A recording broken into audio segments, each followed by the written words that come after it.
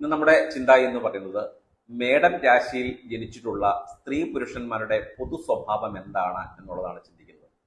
ക്രിസ്തു വർഷത്തെ കണക്കാക്കുന്ന സമയത്ത് ഏപ്രിൽ മാസം 14 തീയതി മുതൽ മെയ് മാസം 14 തീയതി വരെയുള്ള ഈ കാലയളവിൽ ജനിച്ചിട്ടുള്ള സ്ത്രീ പുരുഷന്മാരുടെ പൊതു സ്വഭാവങ്ങൾ എങ്ങനെയാണ്, ലക്ഷണങ്ങൾ എങ്ങനെയാണ് എന്നുള്ളതാണ് നമ്മൾ ചിന്തിക്കുന്നത്.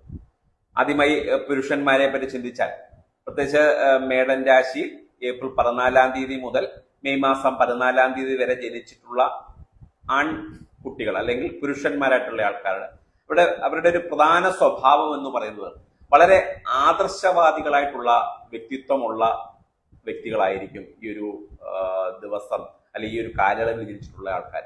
പ്രത്യേകിച്ച് സാഹസികപരമായ പ്രവർത്തനങ്ങളിൽ ഏർപ്പെടുന്ന വ്യക്തികളായിരിക്കും.